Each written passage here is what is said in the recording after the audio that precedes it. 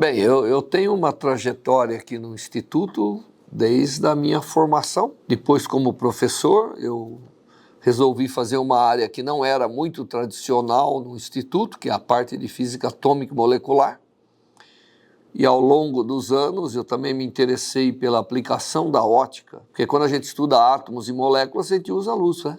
Já que a gente não consegue ver a olho nu, então, utilizando a ótica, e depois eu também me atraí muito para aplicações da ótica nas áreas da saúde, sempre procurando fazer ciência com algumas vertentes, porque a ciência ela pode ser boa, ela pode ser excelente também, e ela pode ser relevante. A diferença entre uma ciência excelente e uma ciência relevante é que a excelente ajuda a gente a avançar o conhecimento, o nosso entendimento das coisas. E a relevante resolve problemas. Ela aplica realmente o conhecimento em prol de solução. Então eu sempre procurei fazer essas coisas. E eu tive uma formação numa excelente escola. Não a graduação aqui, mas o doutorado no MIT foi fundamental, porque lá eles têm uma visão disso que eu falei, de fazer a ciência o mais excelente possível, sem deixar dela ser relevante. E eu sempre procurei construir, estar na fronteira do conhecimento, né, fazer uma ciência que o mundo observasse e, através disso, que atraísse pessoas de talento para fazer a ciência. Sempre me preocupei muito em formação, em todos os níveis, não só nos cursos que eu ministrei aqui no Instituto, e ministro ainda, como também na formação e divulgação de ciência, para os alunos pré-universitários, principalmente. Até exposição no shopping nós já fizemos inúmeras, né? Aliás, tem uma história interessante. Eu trouxe um prêmio Nobel, que já faleceu, que é o Norman Ramsay, e coincidiu da visita dele, a gente está fazendo um show lá no shopping, né? E ele, então, foi lá e viu aquilo e falou, puxa vida, eu falei, não, isso é o que nós fazemos aqui rotineiramente. E ele, então, ficou impressionado e, a partir daí, ele falou muito bem da nossa preocupação na formação, na comunicação da ciência para o público em geral, né? E aí eu virei chefe de departamento, mas eu sempre me preocupei mais com a minha pesquisa do que com os cargos burocráticos, né? Mas eu entendo que todos nós temos que dar a nossa contribuição para a parte do todo, que é administrar uma instituição é abrir mão do seu em prol de todos, né? E eu fui vice-diretor do Glaucius, e foi uma época também que o Glaucius resolveu concorrer à reitoria. Então eu tive que virar diretor quase que um ano, que foi a época que o Glaucius se preocupou com a diretoria e acabou ganhando, mas por diversas circunstâncias ele não virou reitor. Mas foi muito bom trabalhar com o Glaucius, porque o Glaucius, como eu, somos muito objetivos, né? A gente tem uma meta a ser cumprida e nós temos que, de alguma maneira, nos rodear de condições para atingir o objetivo. É bem típico de cientista, né?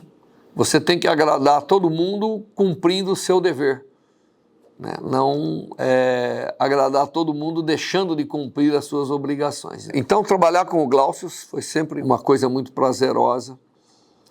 E aí chegou um momento onde eu tinha que tomar uma decisão de realmente me disponibilizar a ser diretor, né, em prol de algumas outras coisas. E, de fato, eu tinha uma meta como diretor, que era, por um lado, melhorar a infraestrutura, por outro lado, dar à instituição elementos de dinâmica que ainda faltavam, né? Como é o caso de uma instituição 24 horas no ar, não vamos esperar as coisas deteriorar para reparar, então eu fiz conserto em tudo quanto foi prédio, essas coisas. A elaboração de um plano plurianual para que a gente pudesse seguir e tudo estava indo muito bem, né? Tive muita cooperação de todo mundo, nunca tive um problema sério, porque uma instituição com o número de pessoas que nós temos sempre tem pequenas arestas a serem aparadas, mas eu não acho que a nossa instituição é uma instituição em ponto de explosão em alguns momentos. Acho que não. Acho que quem liderou a instituição sempre teve o cuidado de promover um espírito comunitário para que a gente avançasse com a instituição. No meio da minha diretoria, aconteceu que nós fomos surpreendidos por uma situação inédita no mundo, né? Que foi a pandemia. Então, a Covid-19, ela chegou sem mandar muito recado. E aí foi realmente um desafio, que eu tive que, rapidamente, descobrir uma maneira de preservar aquilo que era a maior riqueza, que é a formação das pessoas. Então, nós, apesar de não termos interrompido obras e não temos interrompido modificações, não temos interrompido certas inovações que nós estávamos promovendo na unidade, nós tivemos que readaptar a forma. Nós somos a primeira unidade que decidiu que vamos continuar ministrando as aulas, só que ninguém vai estar aqui, então nós temos que nos adaptar. Talvez com um elemento de sorte, eu já vinha fazendo ensino à distância há uma década, com o canal de TV, com os canais que nós tínhamos no YouTube, com o curso básico de física na televisão e na internet. Então não foi difícil a gente adaptar. Tivemos muitas pessoas que achavam que ia ser difícil, que é natural, né? Eu estou acostumado a dar uma aula na sala de aula com giz.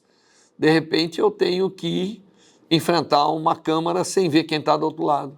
Mas em alguns meses nós conseguimos montar a infraestrutura e manter os alunos ativos. Mantivemos os alunos ativos, inclusive com os cursos práticos. Como nós vamos fazer prática à distância? Até uma tentativa de fazer uma espécie de acionamento de experimentos à distância eu fiz, mas não funcionou muito bem. O que funcionou bem, dar algum ensinamento prático, foi mostrar para os alunos como que são os experimentos e, no retorno, completar a formação experimental deles.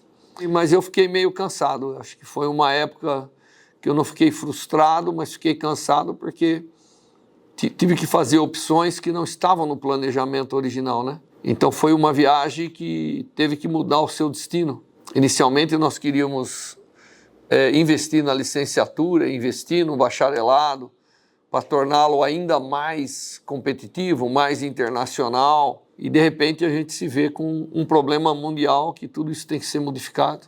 Mas eu acho que foi bom, né? Ninguém atrasou a sua formação, nós conseguimos manter o nível que queríamos para o Instituto. E quando eu entreguei o Instituto, eu entreguei com muito poucas ações atrasadas do ponto de vista de infraestrutura. Porque você não pode manter o nível de uma instituição como a nossa sem ter a infraestrutura adequada, né? Então, mesmo na pandemia, nós mantivemos a biblioteca, nós mantivemos obras no Campus 2, nós verificamos pontos de fragilidade na parte de fornecimento elétrico, tudo isso que foram consertados. E são coisas que às vezes não estão evidentes, mas elas tornam-se evidentes quando não funcionam. Então foi assim a diretoria.